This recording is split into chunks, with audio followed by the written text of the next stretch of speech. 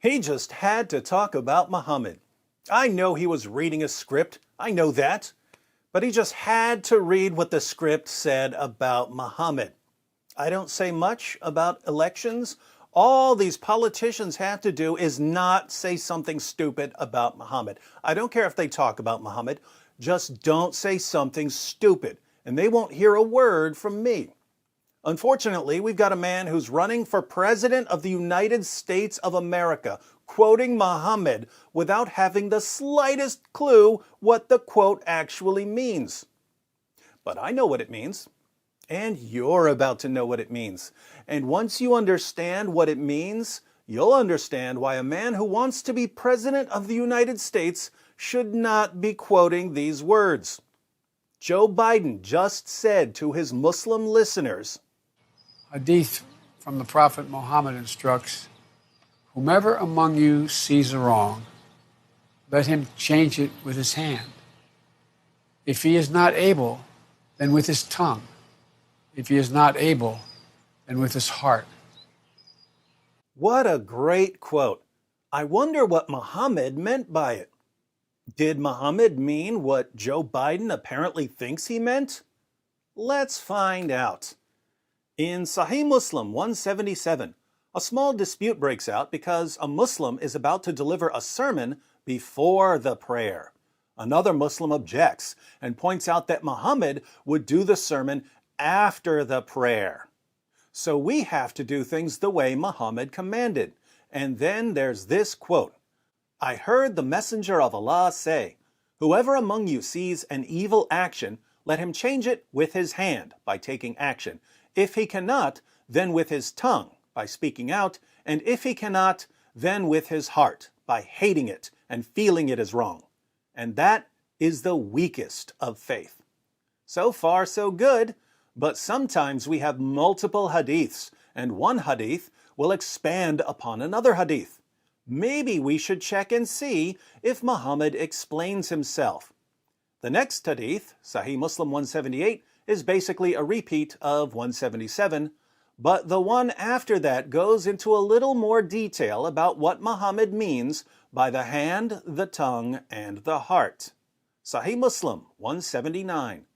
It was narrated from Abu Rafi, from Abdullah bin Masud, that the Messenger of Allah said, there is no prophet whom Allah sent to any nation before me, but he had disciples and companions among his nation who followed his path and obeyed his commands. Then after them came generations who said what they did not do and did what they were not commanded to do. Whoever strives against them with his hand is a believer. Whoever strives against them with his tongue is a believer. Whoever strives against them with his heart is a believer. Beyond that, there is not even a mustard seed's worth of faith.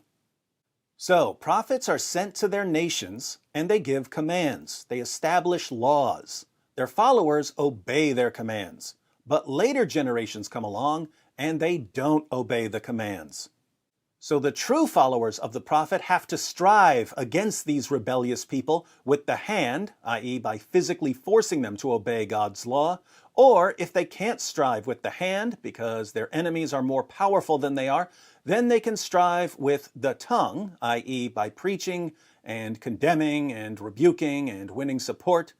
Or if it's too dangerous for them to verbally condemn the rebellious generation because they might get killed or something, then they can strive with the heart, i.e. by inwardly despising the evil and rebellion against the prophet, and by longing for the day when the prophet's commands can be enforced by the hand. According to Muhammad, if you strive with your hand, you're a believer, a Muslim. If you strive with your tongue, you're a believer, a Muslim. If you strive with your heart, you're a believer, a Muslim. But if you don't at least strive with your heart, if you don't at least hate the rebellion against the Prophet's laws, you have no real faith. You're not a Muslim. Now, when it comes to Muhammad, he's not simply a prophet sent to a particular nation. He's God's final prophet, and he's sent to the entire world. His commands are for everyone. There's a word for the collection of legal commands Muhammad brought. The word is Sharia. So Muhammad brought Sharia, and his followers obeyed his commands. But other people don't obey his commands. What are his followers supposed to do? They're supposed to strive against disobedience and rebellion with the hand or with the tongue, or at the very least, with the heart. Do you know what the Arabic word for strive here is? All the Arabic speakers who are watching right now certainly do.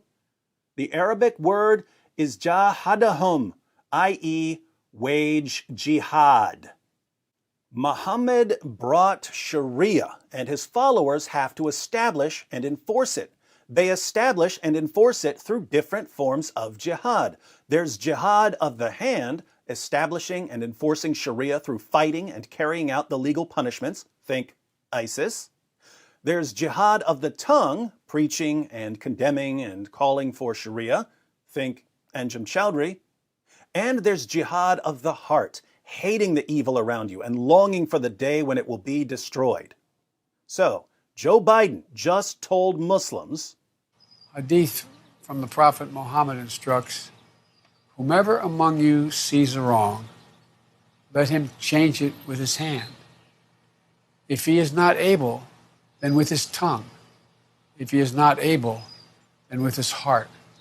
any Muslim who actually knows his sources and understands his religion just heard Joe Biden say, Muhammad commanded you to kill apostates and to kill homosexuals and to chop the hands off of thieves and to terrorize the unbelievers. So you need to obey him to whatever extent you're able, depending on your status in society.